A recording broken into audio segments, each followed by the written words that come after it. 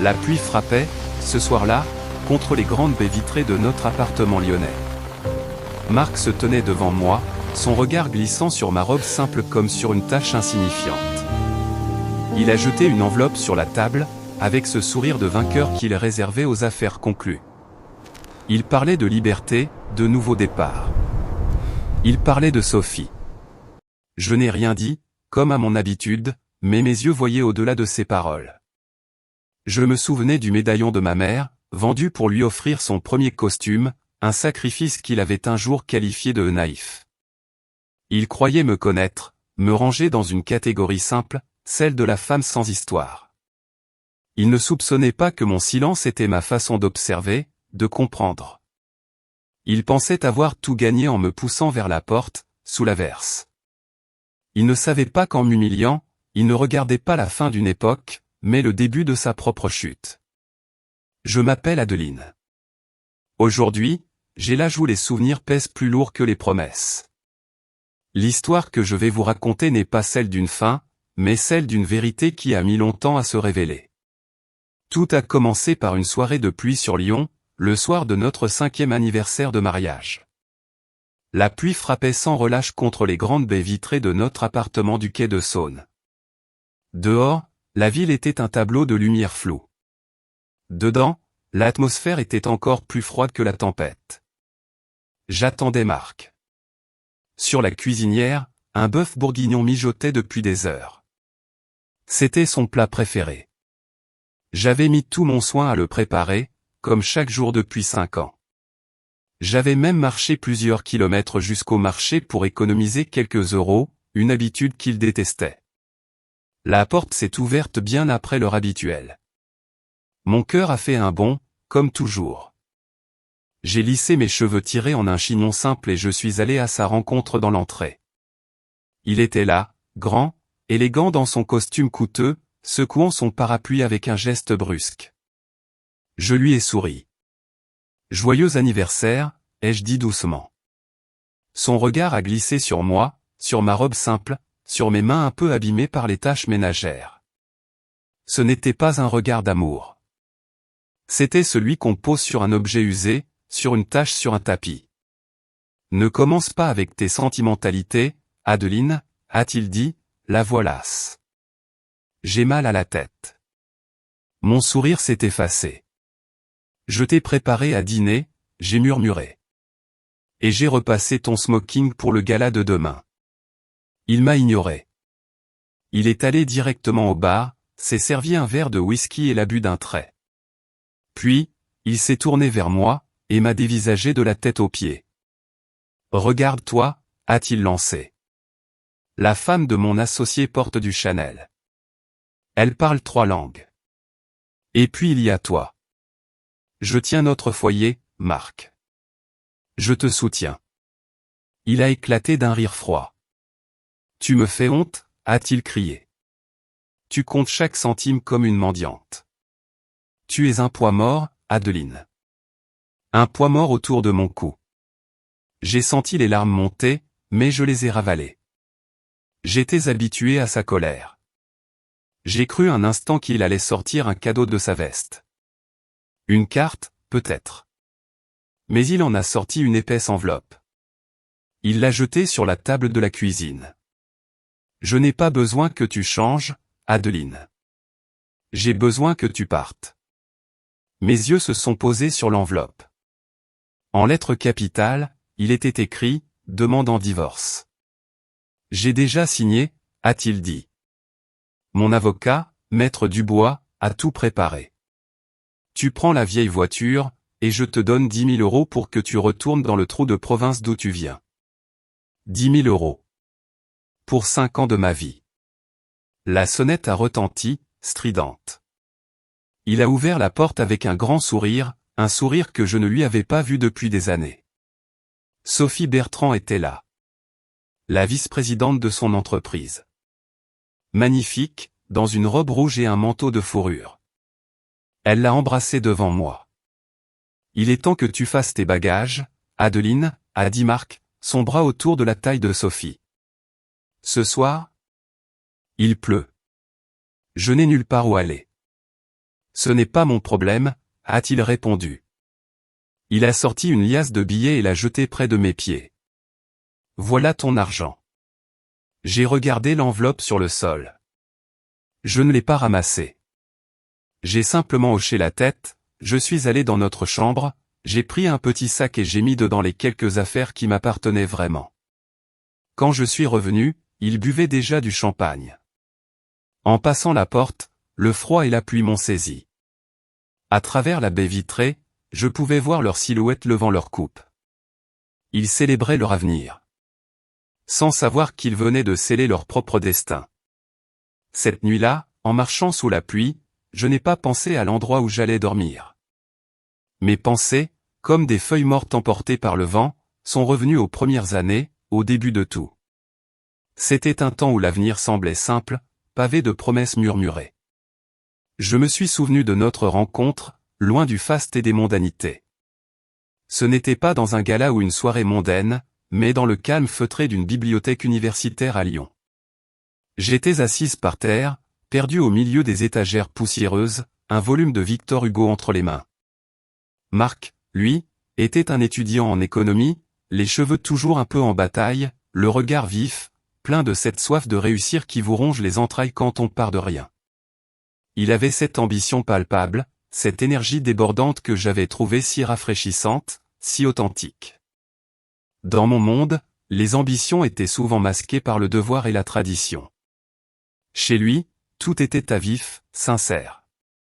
C'est ce qui m'avait attiré, disait-il, mon calme, ma simplicité, mon apparente indifférence à tout ce bruit du monde qu'il convoitait tant. Je lui avais dit que j'étais Adeline Duval, une orpheline, venue d'un petit village pour tenter ma chance dans la grande ville. C'était en partie vrai. J'avais fui quelque chose. J'avais fui un monde de protocoles rigides, de responsabilités écrasantes, et d'un titre qui me définissait avant même que j'aie pu me trouver moi-même. J'étais la princesse Alara de Valois, l'héritière d'une petite mais très ancienne principauté européenne.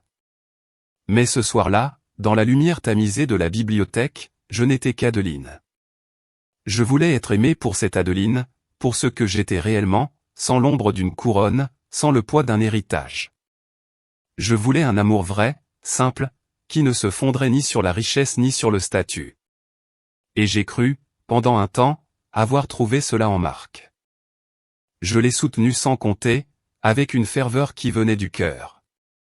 J'ai occupé 2 emplois modestes, souvent physiquement exigeants, pour payer ses études, pour qu'il puisse se concentrer pleinement sur son projet d'entreprise. Je me souviens de l'un de ses premiers grands entretiens, un rendez-vous crucial qui pouvait lancer sa carrière. Il n'avait pas de costume décent, juste des vêtements usés. J'avais alors pris une décision. J'ai vendu un médaillon, le seul souvenir tangible que j'avais de ma mère. Ce n'était pas un simple bijou de famille. C'était un héritage inestimable, une pièce ancienne provenant des voûtes royales de Valois. Mais à ce moment précis, l'avenir de Marc, nos espoirs communs, me semblait plus important que mon passé, que mes attaches. Avec l'argent de ce médaillon, je lui avais acheté son premier costume sur mesure, un ensemble élégant qui lui donnait l'allure d'un homme d'affaires. Quand il l'a mis, il s'est regardé dans le miroir, le visage transfiguré par la confiance. Et c'est là, dans ce reflet, que j'ai vu naître l'homme qu'il allait devenir, un homme qui croyait en son destin, et qui, à mes côtés, allait le conquérir.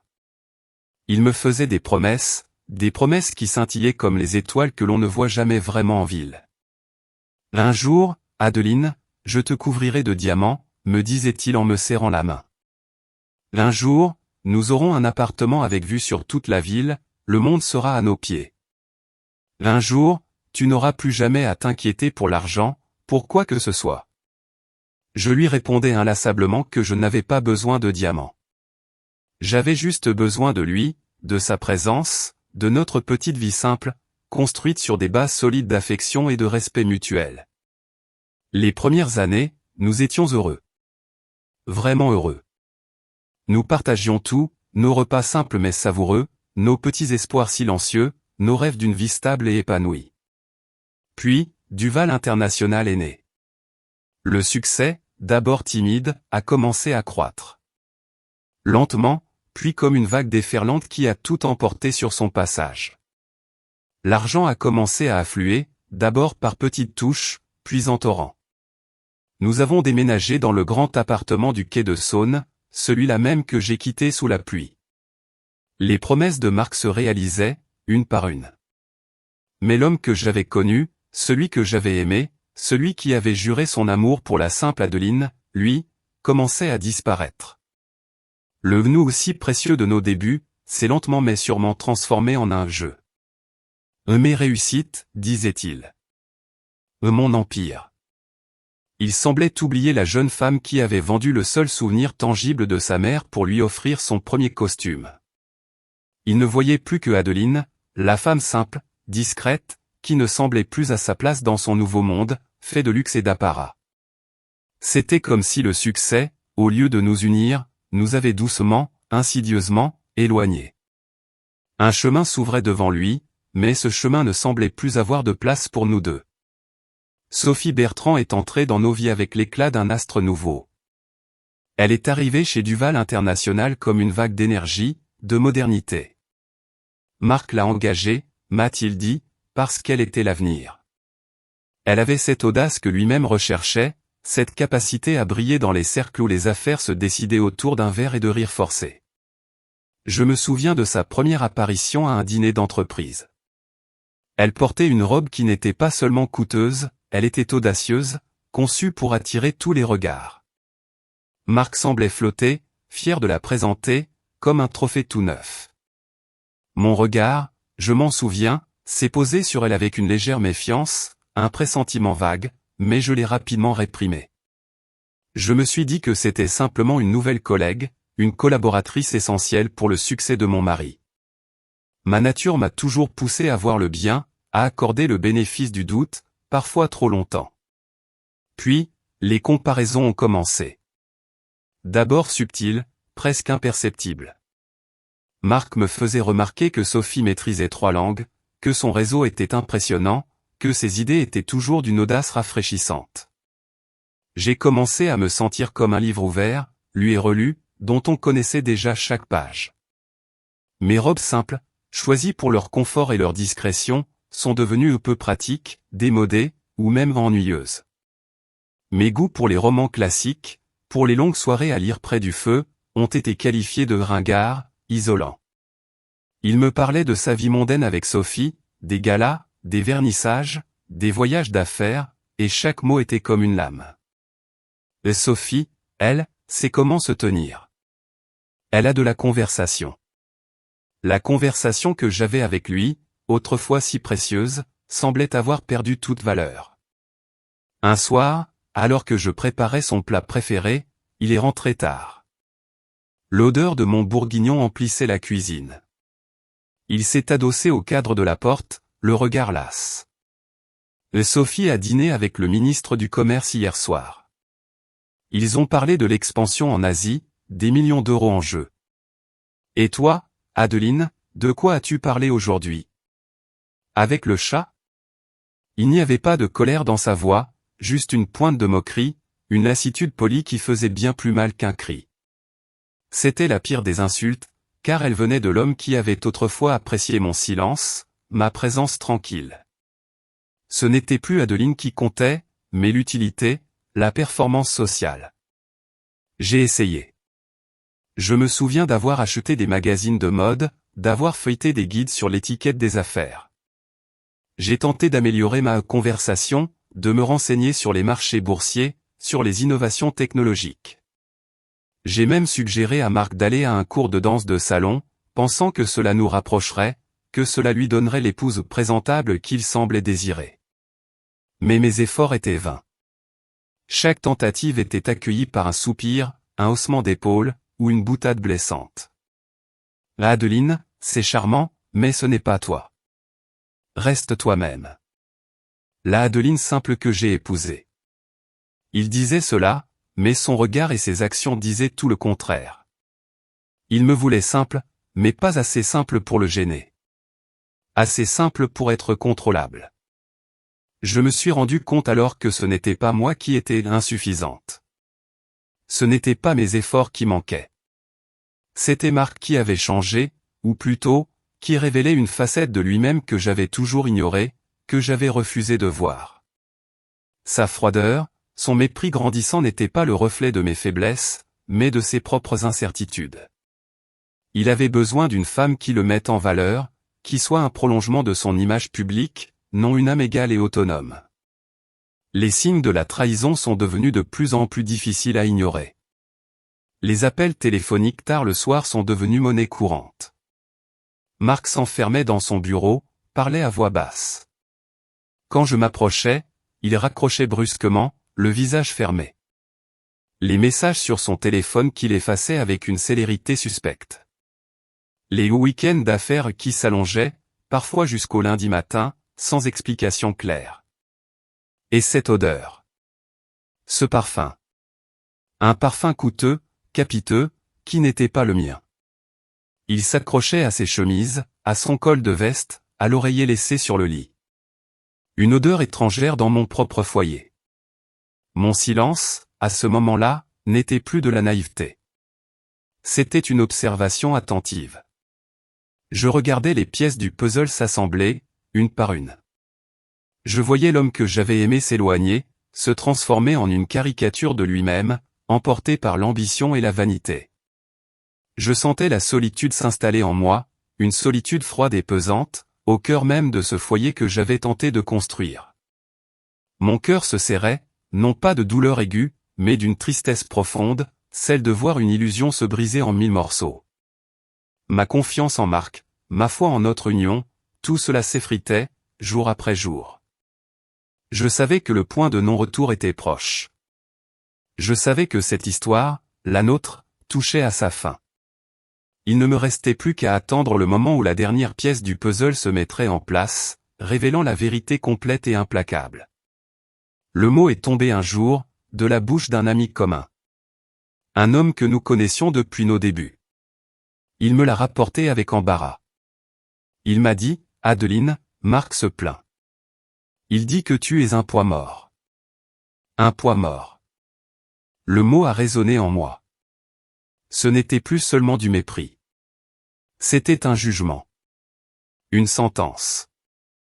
Aux yeux de Marc, je n'étais plus sa femme, sa partenaire. J'étais un obstacle à sa grandeur. L'incarnation vivante de son passé modeste, un passé qu'il voulait désespérément effacer. Il est devenu de plus en plus explicite. Il ne prenait plus la peine de cacher son agacement. Il me reprochait de ne pas savoir réseauter. Il me disait que la femme d'un PDG devait être un atout, pas une simple décoration intérieure. J'ai appris plus tard que son avocat, Maître Dubois, l'avait prévenu. Un homme prudent et méticuleux. Je sais maintenant que Maître Dubois avait trouvé des irrégularités dans mes papiers. Ou plutôt, une absence de papier. Pas d'acte de naissance officiel avant mon arrivée à Lyon, pas d'historique scolaire, pas de famille identifiable. Il avait dit à Marc que c'était étrange. Risqué. Marc avait balayé ses inquiétudes d'un revers de la main. C'est une orpheline, avait-il dit. Elle vient de nulle part. C'est ce qui me plaisait chez elle. Pas de belle famille compliquée. Pas d'attache. Il était tellement aveuglé par son arrogance, tellement certain de tout contrôler, qu'il n'a jamais cherché plus loin. Ma simplicité n'était pas seulement quelque chose qu'il méprisait. C'était quelque chose qui le rassurait dans sa propre supériorité. Je n'essayais plus de m'intégrer. Je me suis réfugié dans ce que j'avais toujours aimé. Le silence de notre appartement pendant la journée. L'odeur des livres anciens. La patience qu'il faut pour faire pousser une orchidée. C'étaient mes victoires silencieuses, mon territoire secret. Un soir, en regardant un vieil album photo, il est tombé sur un cliché de nous deux, au tout début. Il portait le costume que je lui avais offert. Il a souri, mais son sourire était cruel. Tu te souviens de ce médaillon que tu as vendu? C'était un geste tellement naïf. Tellement, toi. Il a dit cela sans méchanceté apparente, comme une simple constatation. Mais c'était peut-être la phrase la plus blessante de toutes. Il ne reniait pas seulement notre passé. Il reniait le sacrifice même sur lequel son succès s'était bâti. À ce moment-là, j'ai compris. Ce n'était plus une question d'amour ou de désamour. C'était une question de valeur. Et les nôtres étaient devenus des mondes étrangers, incapables de communiquer. Et nous voilà revenus à cette nuit-là. La nuit du 5e anniversaire. Quand il a jeté l'enveloppe sur la table de la cuisine, une partie de moi n'était même pas surprise. C'était la conclusion logique de tout ce qui avait précédé. 10 000 €. C'était le prix qu'il mettait sur nos 5 années. Le prix de mes 2 emplois, du médaillon de ma mère, des milliers de repas que j'avais préparés, des nuits où je l'avais écouté parler de ses doutes et de ses rêves. Une insulte si grotesque qu'elle en devenait presque abstraite. Quand Sophie est arrivée, j'ai vu dans ses yeux une lueur de triomphe. Elle m'a regardé comme on regarde un vieux meuble dont on va enfin se débarrasser. Elle s'est approchée de la marmite sur le feu. Elle a soulevé le couvercle de mon bœuf bourguignon. L'odeur a empli la pièce. Comme c'est rustique, a-t-elle dit, avec un petit rire pincé. Marc, chéri, jette-moi ça. Nous avons une réservation au Gourmet Lyonnais. C'est à ce moment précis que quelque chose en moi s'est durci. Ce n'était pas la trahison, ni le divorce, ni l'humiliation. C'était ce geste. Ce mépris pour les 6 heures de mon temps, pour le soin que j'avais mis dans ce plat. Le symbole de tout ce qu'il piétinait. Je me suis approché du comptoir. Lentement, j'ai dénoué les liens de mon tablier. Le tablier que je portais chaque jour. Je l'ai plié soigneusement, en un carré parfait. Et je l'ai posé sur la table, juste à côté de l'enveloppe de la demande en divorce. C'était un adieu. Un adieu à la femme que j'avais été pendant 5 ans. Il y a quelqu'un d'autre, Marc. C'était la seule question que je lui ai posée. Ce n'était pas une vraie question. C'était une formalité. Oui, a-t-il répondu sans hésiter, en regardant Sophie avec adoration. Je veux une femme qui soit mon égale. Une reine. Pas une servante. J'ai hoché la tête. J'ai pris le petit sac que j'avais préparé. Je n'ai pas regardé l'enveloppe avec l'argent qu'il avait jeté par terre. Je suis parti sans un mot de plus. En franchissant le seuil de l'appartement, la pluie glaciale m'a fouetté le visage.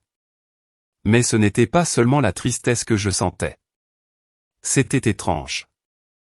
C'était une forme de calme. Une forme de libération.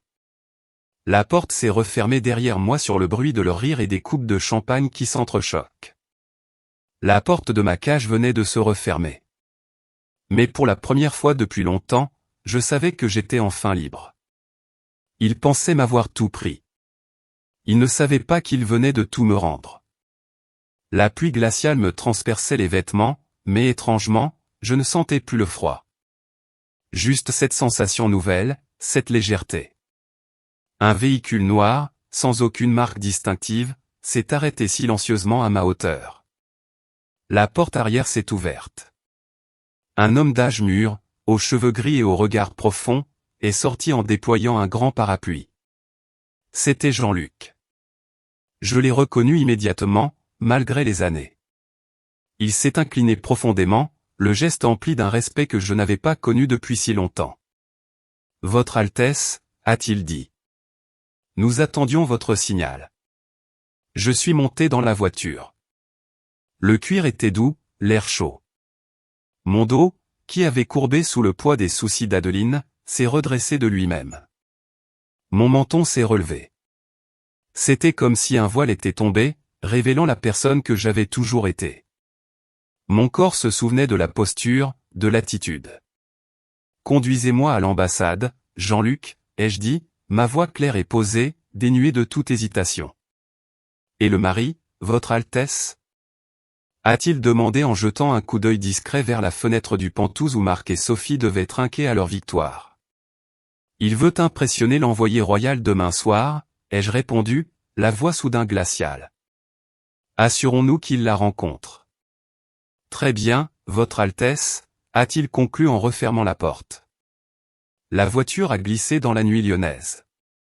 Le véhicule ne s'est pas dirigé vers les quartiers populaires où Marc aurait imaginé que j'irais. Il a filé vers le quartier diplomatique, derrière d'imposantes grilles en fer forgé. Au-dessus, un blason doré et bleu brillait sous la pluie. Le faucon tenant un éclair.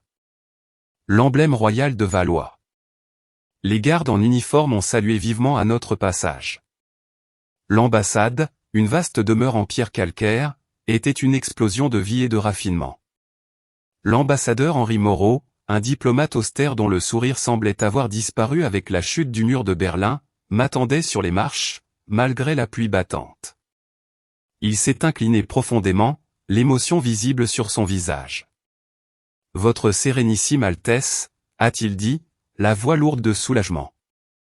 Nous craignons le pire. 5 ans. Relève-toi, Henri, ai-je répondu, une fatigue soudaine me saisissant. Et faites-moi entrer.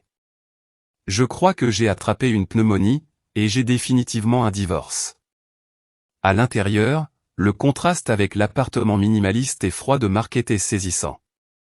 Des plafonds voûtés, des tapisseries anciennes, le calme profond d'un immense pouvoir. Nous avons préparé la suite royale, princesse Alara, a dit Henri Moreau en me guidant vers un ascenseur privé. Votre frère, le prince souverain, a été informé de votre retour. Il est mécontent que vous ayez attendu si longtemps pour nous contacter. Mon frère est toujours mécontent, ai-je soupiré. J'ai aperçu mon reflet dans un grand miroir doré. Une femme trempée et frissonnante dans des vêtements élimés me fixait. Henri, brûlez tout ça. Tout. 20 minutes plus tard, Adeline Duval n'existait plus. Sous une douche à l'italienne, je me suis frotté la peau jusqu'à la rougeur avec des savons parfumés à la lavande et au diamant. J'ai lavé l'odeur des produits de nettoyage bon marché que Marc m'avait forcé à utiliser. J'ai lavé le souvenir du parfum agressif de Sophie. J'ai lavé 5 ans d'excuses. Quand je suis sorti, enveloppé dans un peignoir en coton égyptien, 3 personnes m'attendaient. Elles connaissaient leurs tâches. L'une s'est occupée de mes cheveux, leur rendant leur éclat. L'autre a soigné mes mains, lissant les bords rugueux. Pendant ce temps, l'ambassadeur Moreau était assis dans un fauteuil de velours, une tablette à la main. Nous devons discuter de demain soir, Votre Altesse, a-t-il dit. Le sommet de l'innovation mondiale. Marc Duval est en tête de liste pour la subvention technologique de l'Union européenne. Un montant de 400 millions d'euros. J'ai regardé mes mains, observant mes ongles abîmés se transformer sous une couche de vernis rouge sang. Je suis consciente des enjeux, Henri. L'approbation finale de cette subvention, a poursuivi Henri Moreau, provient du président du conseil de surveillance du consortium d'investissement européen. Ce siège est actuellement détenu par la principauté de Valois. Mes yeux se sont rétrécis. Un lent sourire froid a éclairé mon visage. Ce qui signifie que la signature finale requise est la vôtre, princesse Alara. Sans votre sceau, Marc Duval n'obtient rien. Son entreprise est très endettée. Si cet accord échoue, Duval International sera probablement en cessation de paiement avant la fin du trimestre. Mes cheveux étaient terminés, relevés en une tresse complexe et royale qui accentuait mes pommettes et mon cou élégant. Il m'a dit aujourd'hui que j'étais un poids autour de son cou, ai-je dit doucement. Il a dit qu'il avait tout construit lui-même. Il a dit que je n'étais personne. Je me suis levé, laissant tomber le peignoir. Une assistante s'est avancée avec des sous-vêtements de soie. Préparez la robe saphir, Henri. Celle avec le col haut. Et ouvrez la chambre forte. Je veux porter les diamants de Valois. Les sourcils d'Henri Moreau se sont levés. Les joyaux de la couronne, Votre Altesse. C'est une déclaration forte. C'est une déclaration de guerre. Je me suis tourné vers lui. Mes yeux verts étaient aussi durs que des diamants. Il voulait une reine, Henri. Demain soir, il en aura une. Le sommet de l'innovation mondiale se tenait au musée des Confluences, transformé pour la soirée en une forteresse de luxe. Un tapis rouge s'étendait à l'extérieur, bordé par une mer de paparazzi, leurs flashs crépitant comme des éclairs. Les limousines déposaient les magnats de la technologie, les politiciens et les dignitaires étrangers. L'air sentait le parfum cher et l'ambition. La limousine de Marc Duval s'est arrêtée vers 19h15. Dès que la porte s'est ouverte, les caméras se sont tournées vers eux. Marc est sorti le premier, boutonna sa veste, affichant un sourire confiant et bien répété pour la presse. Il a aidé Sophie à sortir. Les flashs sont intensifiés. Ils étaient l'image même du succès, le couple en or de la scène technologique lyonnaise. Monsieur Duval, par ici. Êtes-vous confiant quant au contrat européen ce soir? A crié un journaliste. Duval International et l'avenir, a lancé Marc avec assurance, guidant Sophie sur le tapis. Nous attendons juste d'officialiser. À l'intérieur du grand hall, l'atmosphère était vibrante. Les serveurs circulaient avec du champagne. Un quatuor de jazz jouait doucement sur une estrade. Marc a repéré David Fournier, son principal concurrent, près d'une sculpture de glace. David était un homme décent avec une entreprise solide, mais il manquait de la férocité de Marc. Marc a dirigé Sophie vers lui. David, heureux de vous voir. Vous noyez vos chagrins de bonheur? David a levé les yeux de son verre. Il a regardé la robe flashy de Sophie avec une subtile désapprobation. Marc, Sophie, j'ai entendu la nouvelle pour Adeline. Un timing plutôt brutal, même pour vous. Marc a agité la main avec dédain. Des décisions d'affaires, David. Parfois, il faut couper le gras pour grandir. D'ailleurs, il a tiré Sophie plus près. J'avais besoin d'une partenaire à la hauteur. Sophie a souri d'un air suffisant. Pauvre Adeline. J'espère qu'elle a trouvé un joli carton. David a légèrement secoué la tête. Faites attention, Marc. L'orgueil précède la chute. J'ai entendu dire que le consortium enverra un poids lourd ce soir. Quelqu'un de nouveau. Peu importe qui ils envoient, a dit Marc avec arrogance. Les chiffres parlent d'eux-mêmes. L'affaire est à moi. À 20h, les lumières du grand hall se sont tamisées. Le groupe de jazz a cessé de jouer. Un projecteur a illuminé la scène principale où le directeur de l'événement se tenait à un pupitre. Mesdames et messieurs, chers invités, a annoncé le directeur, sa voix résonnant dans les haut-parleurs. Bienvenue au sommet de l'innovation mondiale. Avant de commencer le dîner et les présentations, j'ai l'insigne honneur de vous présenter la présidente du consortium d'investissement européen, qui s'est déplacée personnellement pour superviser l'annonce de la subvention principale de ce soir. Marc a donné un coup de coude à Sophie. C'est parti. Regarde-moi charmer ce bureaucrate. Le directeur a fait une pause, regardant une petite fiche avec une expression légèrement confuse, comme s'il la lisait pour la première fois. Veuillez vous lever pour son Sérénissime Altesse, la princesse Alara Marie Astrid de Valois. Une vague de murmures confus a parcouru la foule. Une royale. Il s'attendait à un fonctionnaire de l'Union européenne en costume, nommé Klaus ou Pierre. Marc a froncé les sourcils. Une princesse? Qu'est-ce qu'une princesse connaît aux infrastructures technologiques? On s'en fiche. A chuchoté Sophie avec excitation. Regarde la presse. C'est énorme pour nous. Les immenses portes doubles sur le côté de la scène se sont ouvertes lentement. 4 gardes armés en uniforme de cérémonie sont sortis, flanquant l'entrée. Puis, je suis entré. Le silence dans la pièce a été instantané et absolu. Je me suis avancé avec une grâce qui semblait presque inhumaine, un contraste saisissant avec la démarche déhanchée de Sophie. Les lumières de la scène ont capté les diamants de Valois, projetant des éclats de lumière aveuglante sur les premiers rangs. Le diadème scintillait froidement dans mes cheveux sombres. J'ai marché jusqu'au centre de la scène et me suis tenu près du pupitre, regardant la foule de centaines de personnes. Mon expression était illisible, royale et terriblement calme. Au 3e rang, Marc Duval a cessé de respirer. Son cerveau a subi une défaillance catastrophique à traiter l'information visuelle. Il connaissait ce visage. Il connaissait la courbe de ce cou. Il connaissait ses yeux verts. Il les avait regardés chaque jour pendant 5 ans. Il les avait vus pleurer à cause d'un toast brûlé. Il les avait vus endormis le matin. Mais son esprit refusait de connecter l'image de ses rejets, la femme dans le cardigan gris effiloché, avec cette vision d'un pouvoir incroyable se tenant sur scène. Marc. A sifflé Sophie, ses ongles s'enfonçant dans son bras. Sa voix était empreinte d'une jalousie soudaine et venimeuse. Qui est-ce? Ce collier? Mon Dieu, ces diamants sont vrais. Marc ne pouvait pas parler. Il se sentait comme sous l'eau. Je n'ai pas parlé immédiatement. J'ai laissé le silence s'étirer, laissant la pièce absorber ma présence.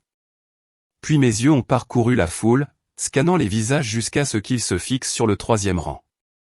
J'ai trouvé Marc. Je n'ai pas souri. Je n'ai pas lancé de regard noir. Je l'ai simplement regardé avec un détachement profond et glacial. C'était le regard qu'un dieu pourrait poser sur un insecte. En cette fraction de seconde, la connexion s'est établie dans le cerveau de Marc. Le monde a basculé sur son axe. Adeline, a-t-il étouffé, le mot à peine audible. Sur scène, je me suis légèrement penché vers le microphone. Ma voix, claire et mélodieuse, a retenti dans la salle silencieuse, dépourvue de la timide hésitation que Marc connaissait. Bonsoir, ai-je dit. Le consortium prend ses investissements très au sérieux. Nous recherchons l'intégrité. Nous recherchons l'honnêteté et nous recherchons la loyauté. J'ai fait une pause, mes yeux toujours fixés sur Marc. Ce soir, je suis ici pour m'assurer que ces standards sont respectés. Le silence dans la grande salle du musée des Confluences était lourd, suffocant. C'était le genre de silence qui précède une catastrophe naturelle. Marc Duval était toujours debout, à moitié levé de sa chaise, la bouche légèrement ouverte. À côté de lui, Sophie Bertrand serrait sa pochette si fort que ses jointures étaient blanches. Elle ne regardait plus la scène. Elle regardait Marc, ses yeux allant de lui à la femme sous les projecteurs, essayant de résoudre un puzzle qui la terrorisait. « Assieds-toi, Marc. » A sifflé Sophie, sentant les yeux des investisseurs proches se tourner vers eux. Tu fais une scène. Marc s'est laissé tomber sur sa chaise, mais il n'a pas scié. C'est elle, a-t-il murmuré, sa voix sonnant étrangère à ses propres oreilles. C'est Adeline. Ne sois pas stupide. A claqué Sophie, bien que sa voix manquât de sa mordant habituelle. C'est une princesse royale. Adeline est une personne sans importance qui achète des légumes en solde. C'est juste un sosie, une coïncidence. Mais au fond, Sophie savait. Elle avait vu la façon dont la femme sur scène tenait son menton. Elle avait vu cette intensité calme spécifique. Elle se souvenait d'avoir raillé Adeline pour sa posture, pour la façon dont elle s'asseyait droite, même en regardant la télévision. Elle s'assied comme si elle avait une barre dans le dos, avait ri Sophie la veille. Maintenant, elle réalisait que ce n'était pas une barre. C'était de l'éducation. Sur scène, la princesse Alara a poursuivi son discours. Elle n'a plus regardé Marc. Elle a parlé de l'avenir de la technologie durable, du devoir du consortium de financer des projets qui servaient l'humanité, et non seulement l'ego. Mon accent français, que j'avais soigneusement réprimé pendant 5 ans pour paraître comme une fille de province, était maintenant léger mais élégant, ajoutant une touche de sophistication indéniable à mon discours. Marc se sentait comme s'il faisait un accident vasculaire cérébral. Chaque mot que je prononçais était un clou dans son cercueil. Il se souvenait des nuits où il m'avait fait la leçon sur les bases de l'économie, m'expliquant l'offre et la demande comme si j'étais une enfant. J'avais acquiescé silencieusement, sachant probablement plus de choses sur le commerce international que lui. Et maintenant, ai-je dit, signalant à une assistante qui a apporté une enveloppe scellée. Il est de mon devoir d'annoncer le bénéficiaire de la subvention technologique de 400 millions d'euros de cette année. Le cœur de Marc a martelé sa poitrine. Elle doit me la donner, pensait-il follement. Nous sommes mariés. Techniquement, nous sommes toujours mariés. Elle ne peut pas trahir son propre mari.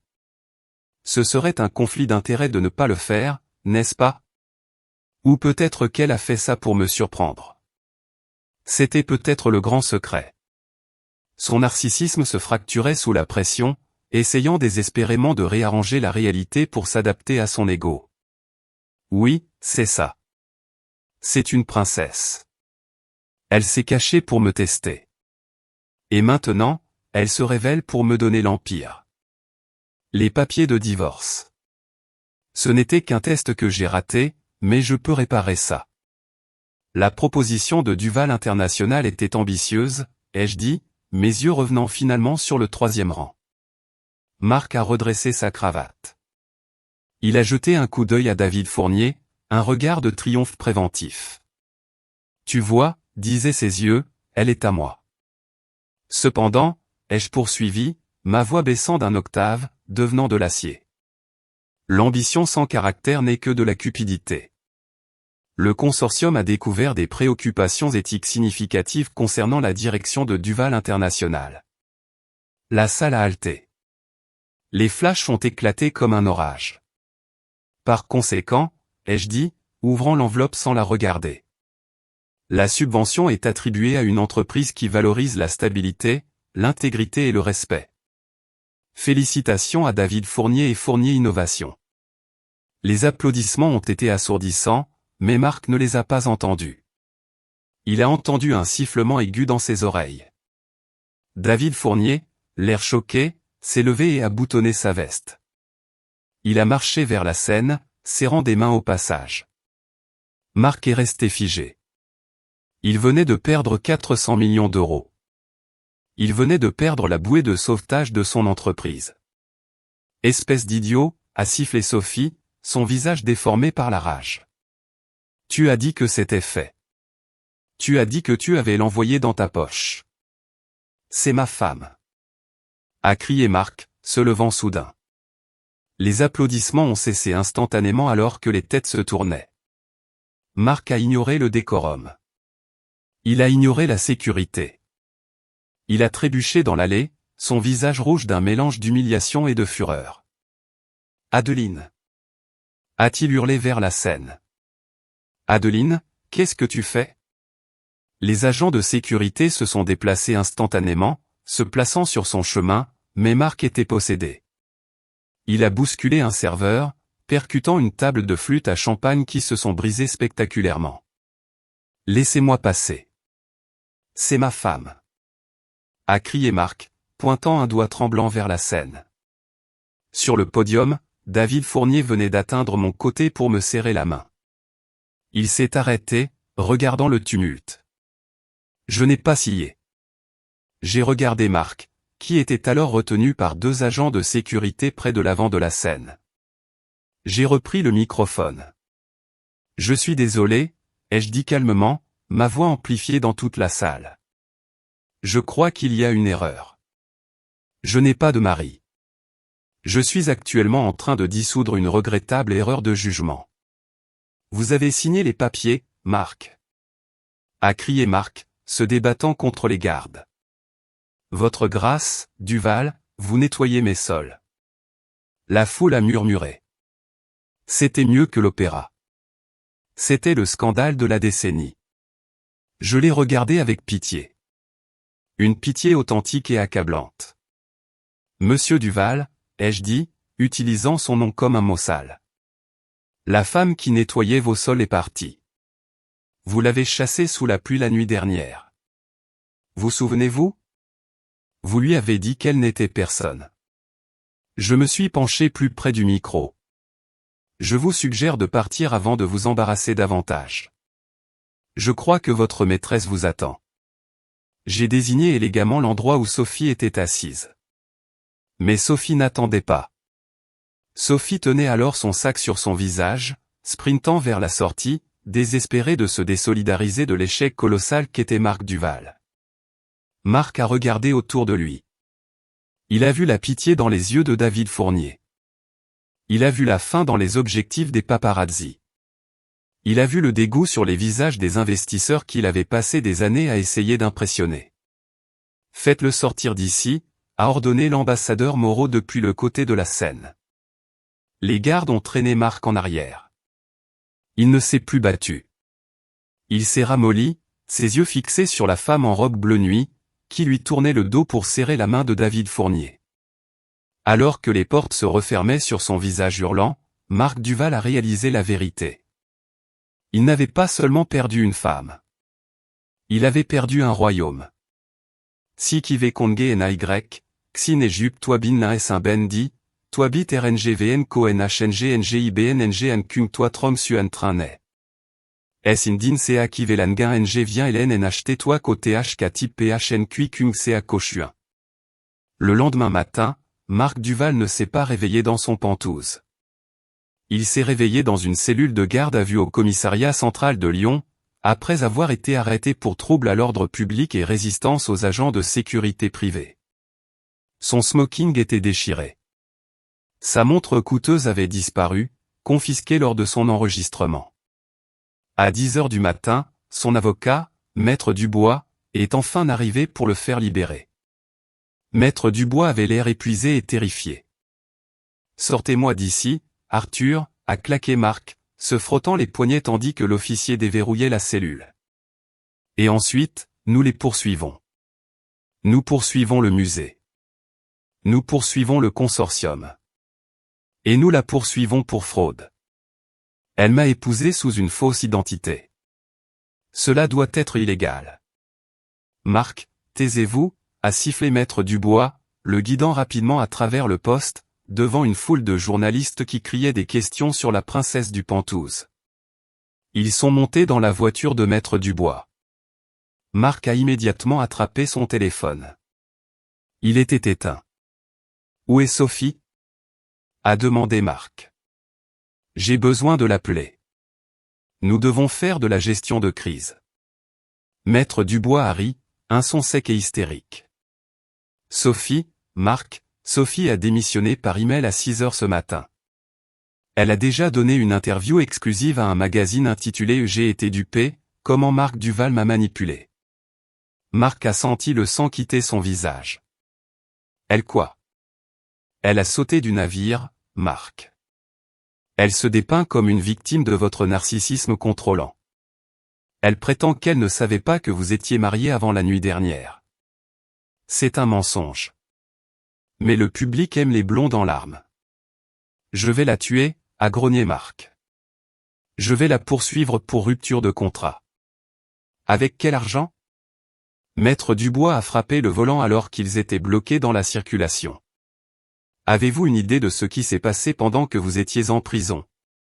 Maître Dubois a jeté une tablette sur les genoux de Marc. Marc a regardé l'écran. C'était un tableau boursier pour Duval International. La ligne était une chute verticale, une falaise rouge plongeant dans l'abîme. L'action est en baisse de 70%. Quand la nouvelle a éclaté que vous aviez agressé une diplomate royale, car c'est ce qu'elle est, Marc. Elle bénéficie d'une immunité diplomatique totale. Les partenaires européens se sont retirés. Les marchés asiatiques ont emboîté le pas 1 heure plus tard. Les banques ont gelé vos lignes de crédit. Vous êtes toxique. Marc a fixé l'écran. Mais le divorce. Je lui ai donné 10 000 euros. Elle a signé les papiers. Je suis libre. Je peux reconstruire. À propos du divorce, a dit Maître Dubois, sa voix tremblante. J'ai reçu un appel du Conseil royal de Valois ce matin. Un homme nommé Lord Ashford. Et il ne conteste pas le divorce, Marc. Ils l'accélèrent, mais ils appliquent la clause d'incitation frauduleuse du contrat de mariage que vous avez rédigé. Marc a froncé les sourcils. J'ai rédigé cette clause pour me protéger des croqueuses de diamants. Exactement, a dit Maître Dubois. La clause stipule que si une partie conclut le mariage sous de faux prétextes concernant sa situation financière, le mariage est annulable et la partie délinquante est responsable des dommages et intérêts. Elle a menti sur le fait d'être pauvre. A crié Marc. Non, a corrigé Maître Dubois. Elle n'a jamais dit qu'elle était pauvre. Vous avez supposé qu'elle était pauvre. Les avocats ont des enregistrements, Marc. Des caméras de surveillance de votre appartement. Vous les aviez installées pour la sécurité. Ils ont des enregistrements audio où vous la traitez de mendiante et où elle dit « j'ai assez ». Ils ont des enregistrements audio où vous la raillez. Mais voici le coup de grâce. Vous avez utilisé des fonds de l'entreprise pour payer l'appartement, les voitures, les dîners avec Sophie. C'est un détournement de fonds. Marc a eu un frisson. Techniquement, c'est une dépense de l'entreprise. Pas quand l'entreprise est cotée en bourse et que vous la dépensez pour une maîtresse tout en licenciant du personnel pour réduire les coûts. La SEC ouvre une enquête. Le Conseil royal a transmis les preuves. Marc s'est effondré sur son siège. Elle me détruit. Elle a planifié ça. Elle n'a rien planifié. A crié Maître Dubois. Vous lui avez tendu l'arme et l'avez pointée sur votre propre tête. Tout ce qu'elle a fait, c'est appuyer sur la gâchette. La voiture s'est arrêtée devant l'immeuble du Penthouse, mais alors que Marc tendait la main vers la poignée de la porte, il a vu quelque chose d'étrange. Il y avait des camions de déménagement devant. Maître Dubois, pourquoi y a-t-il des camions? Maître Dubois ne l'a pas regardé. Le Penthouse est la propriété de l'entreprise, Marc. Le conseil d'administration a tenu un vote d'urgence à 8 heures du matin. Vous avez été révoqué de votre poste de PDG, avec effet immédiat. Ils saisissent les actifs pour payer les créanciers. Vous avez 2 heures pour récupérer vos effets personnels.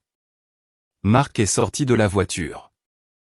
Il s'est tenu sur le trottoir sous la pluie, la même pluie sous laquelle il avait chassé Adeline 2 nuits plus tôt.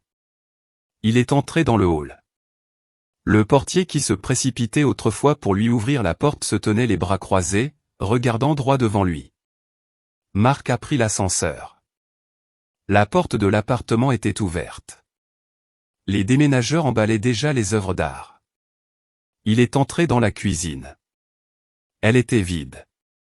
L'odeur du bœuf bourguignon avait disparu, remplacée par l'odeur de carton et de poussière.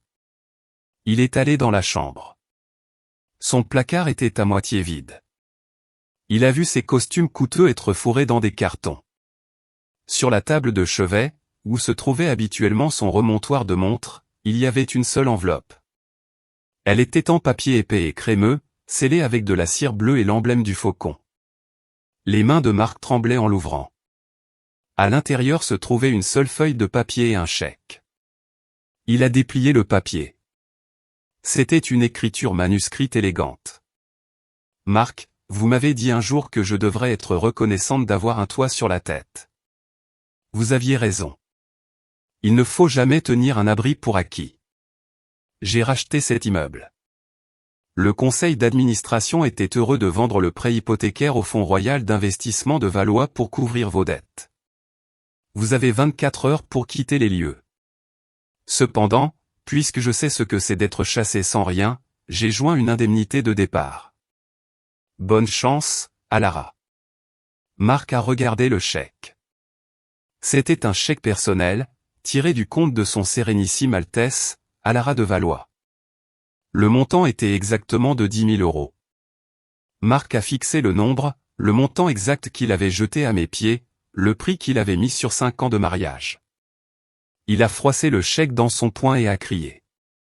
Un son guttural de rage pure et impuissante a résonné dans le Penthouse vide. Il a jeté la boule de papier contre le mur, mais elle a simplement rebondi et a roulé sous le lit, oublié. Il était seul. Sans femme, sans maîtresse, sans entreprise, sans foyer. Il n'y avait plus personne pour le flatter, personne pour rire de ses blagues, personne pour admirer ses acquisitions. Le silence de l'appartement qui résonnait de ses propres cris était le plus lourd des fardeaux. Chaque objet emballé, chaque espace vide, lui renvoyait le reflet de ses propres pertes. Les murs qu'il avait fait peindre, les meubles qu'il avait choisis avec tant de fierté, tout cela n'était plus à lui.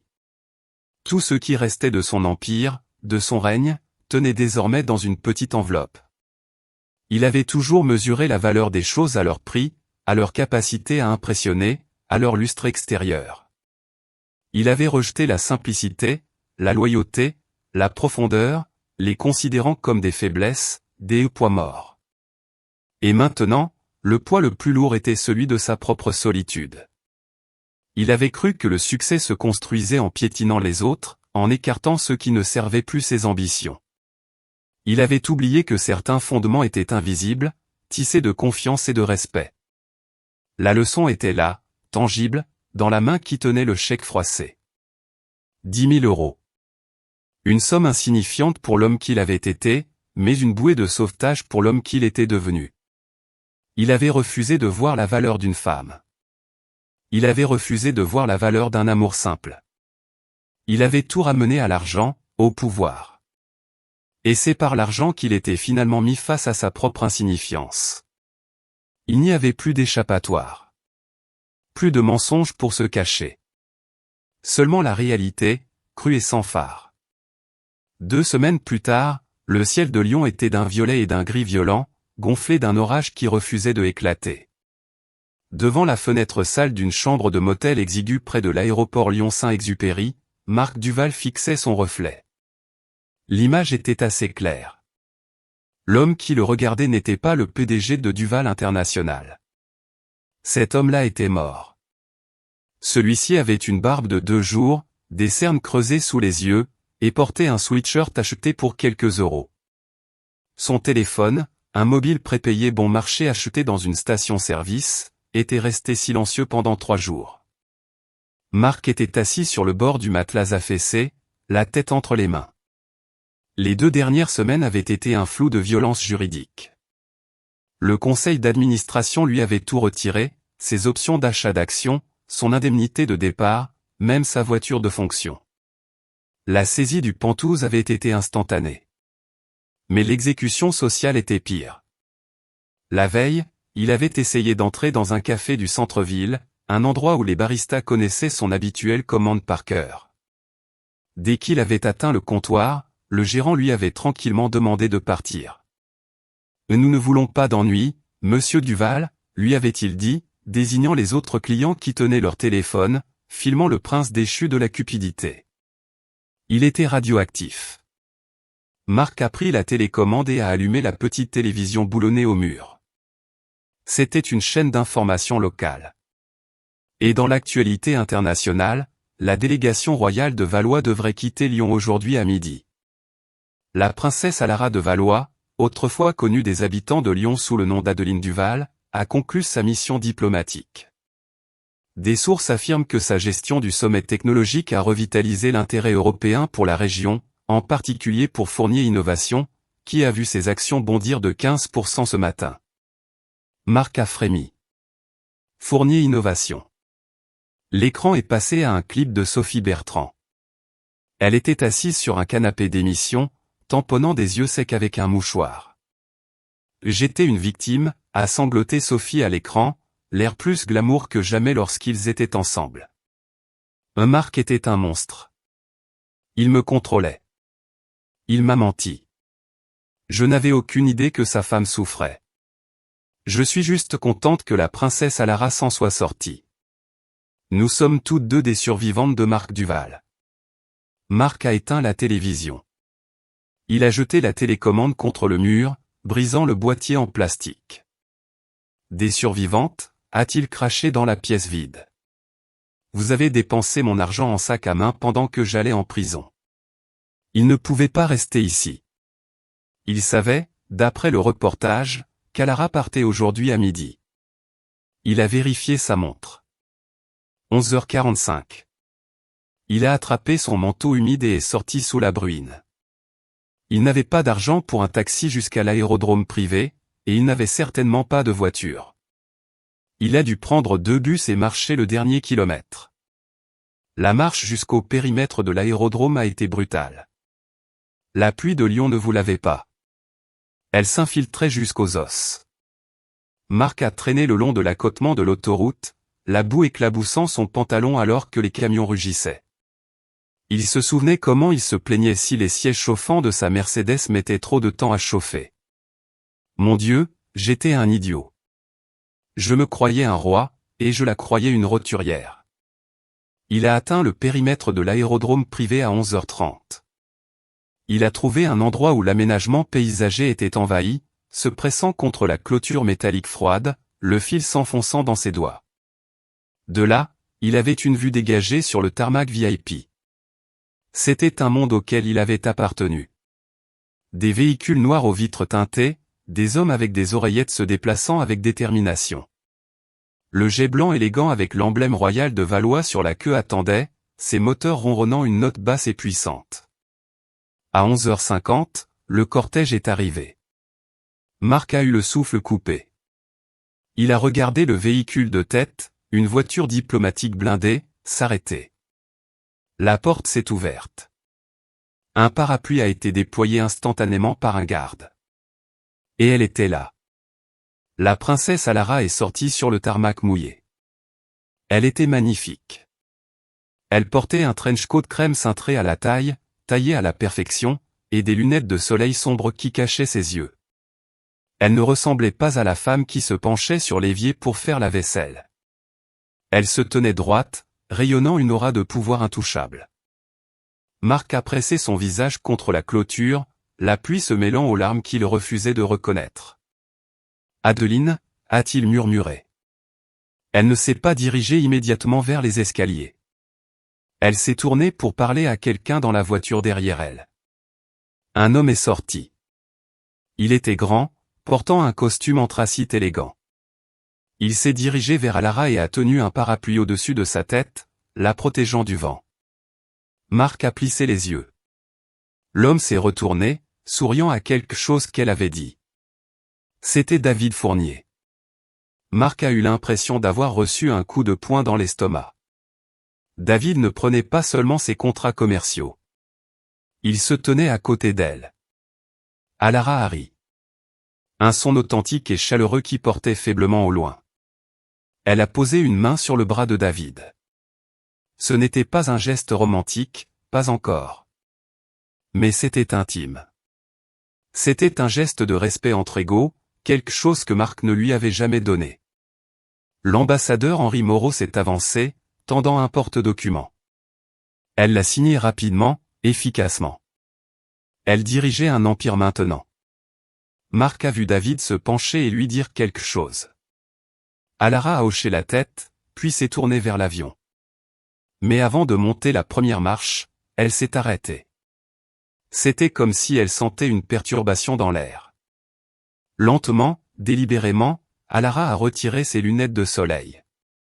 Elle s'est détournée de David, s'est détournée du jet, et a regardé l'étendue grise de l'aérodrome.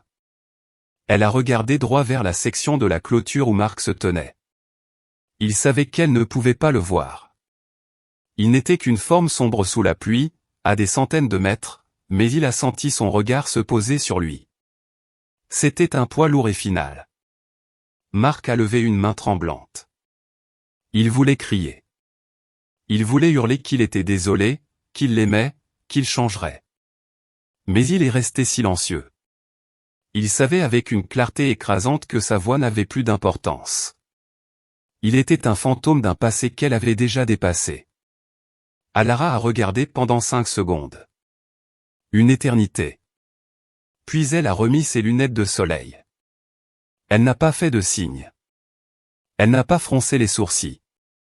Elle a simplement tourné le dos.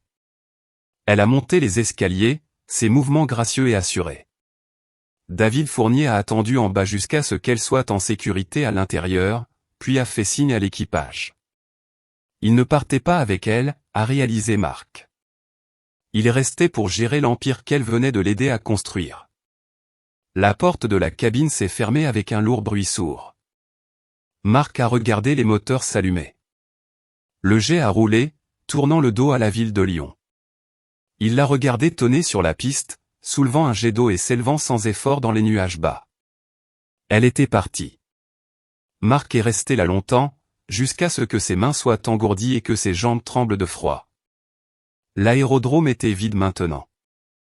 Les véhicules avaient disparu. Il était seul dans la boue. Lentement, Marc a plongé la main dans la poche intérieure de son sweatshirt trempé. Il a sorti un sac en plastique. À l'intérieur, gardé au sec contre son cœur, se trouvait le chèque. Il l'a sorti. Le papier était net. À l'ordre de Marc Duval. Montant, 10 000 €. Objet, indemnité de départ. Il a fixé la signature. Alara de Valois. Une impulsion violente l'a saisi. Il aurait pu le déchirer. Il aurait pu le jeter dans la flaque boueuse à ses pieds. Il aurait pu garder sa fierté. Il aurait pu refuser de prendre l'aumône de la femme qu'il avait essayé de rejeter. Il a tenu le chèque au-dessus de l'eau boueuse, ses doigts tremblants. « Déchire-le » a crié son ego. « Ne la laisse pas gagner. » Mais son estomac a gargouillé, un son douloureux et creux. Il n'avait pas mangé un vrai repas depuis 2 jours. Il a pensé à la chambre de motel qu'il ne pouvait pas se permettre pour une nuit de plus. Il a pensé au froid. Marc Duval, l'homme qui avait dépensé 500 € pour une bouteille de vin juste pour impressionner un client, a baissé la main. Il ne pouvait pas le déchirer. Il ne pouvait plus se permettre la fierté. La fierté était un luxe pour les riches, et il était ruiné. Il a plié le chèque soigneusement, le traitant comme la bouée de sauvetage qu'il était, et l'a remis dans le sac en plastique. Il l'encaisserait. Il l'utiliserait pour quitter Lyon. Pour aller quelque part où personne ne connaîtrait son nom, peut-être une petite ville de province. Il trouverait un travail. Peut-être qu'il nettoierait des sols. Peut-être qu'il apprendrait ce que cela signifiait vraiment de travailler. Il s'est détourné de la clôture, frissonnant violemment alors que le vent se levait. Alors qu'il retournait vers l'arrêt de bus, la tête baissée sous la pluie battante, Marc a réalisé l'ironie ultime. Il avait voulu échanger sa femme contre une fortune. Au lieu de cela, elle lui avait donné la seule chose qu'il possédait réellement, une seconde chance, achetée avec les mêmes 10 000 € qu'il avait jadis utilisés pour l'insulter. Le prince était mort. Marc Duval n'était plus qu'un homme. Et le chemin devant lui s'annonçait long et froid. Le drame qui s'est déroulé sous mes yeux n'était pas tant une question de pouvoir ou de richesse, mais de la valeur que l'on accorde à l'âme humaine. Marc n'a pas échoué parce qu'il manquait d'argent ou de connexion. Il a échoué parce qu'il a jugé les êtres par leur façade, leur statut, leur apparence, aveugle à la profondeur d'un cœur et à la force d'un esprit. Son arrogance l'a poussé à me mépriser, à me considérer comme un fardeau, ignorant la lumière que je portais en moi. La chute fut inévitable, car la dignité bafouée finit toujours par trouver son chemin. Au-delà de la trahison évidente, la véritable tragédie de Marc résidait dans sa propre insécurité. Sa quête effrénée de réussite, son besoin constant de dominer et de rabaisser, n'était que le reflet d'un ego fragile. Il ne cherchait pas une partenaire égale, mais un miroir amplifiant ses propres illusions de grandeur. Adeline, dans son calme et sa force intérieure, ne nourrissait pas ce besoin. Elle ne clamait pas son admiration. Elle ne cherchait pas à le rehausser par des mots vides. Cette autonomie, cette présence tranquille mais puissante, était pour lui une menace. Il avait besoin de se sentir indispensable, de se voir nécessaire à la faiblesse supposée de l'autre. Face à une femme qui n'attendait rien de lui pour exister pleinement, son propre monde s'est effondré, révélant la vacuité de ses propres piliers. Pourtant, ma victoire ne résidait pas dans l'humiliation publique ou la revanche éclatante. Ma vraie force fut de maintenir ma dignité, de me retirer sans explication superflue ni amertume, mais avec une détermination inébranlable à retrouver ma vérité. Ce n'était pas une querelle d'ego, mais la réaffirmation silencieuse de mon identité et de mes valeurs. Je ne l'ai pas détruit par haine. Je l'ai laissé face à ses propres choix et à leurs conséquences inéluctables. En me relevant, en vivant pleinement selon ma propre noblesse d'âme, j'ai tracé la voie pour un nouveau chapitre, non pas contre lui, mais pour moi-même. Un cœur aveuglé par l'orgueil ne voit jamais la richesse qui se cache au-delà des apparences. La véritable grandeur se révèle dans le respect de l'autre, non dans son écrasement. Que pensez-vous de ce miroir tendu par le destin? Un homme peut-il vraiment renaître de ses cendres après une telle chute? La belle histoire d'Adeline et Marc s'achève ici. Vous, chers auditeurs, que pensez-vous de la décision finale de Marc? Auriez-vous agi différemment si vous aviez été à sa place? N'hésitez pas à partager vos réflexions dans la section des commentaires. Je les lis toujours avec une grande attention, chacune de vos paroles compte. Si ce récit vous a touché ou vous a fait réfléchir, N'oubliez pas de laisser un j'aime, de le partager avec quelqu'un qui, vous en êtes sûr, sera également ému, et de vous abonner à la chaîne pour ne manquer aucune de nos prochaines histoires. Je vous donne rendez-vous pour notre prochaine narration. Et qui sait, la prochaine fois, ce sera peut-être vous l'héroïne.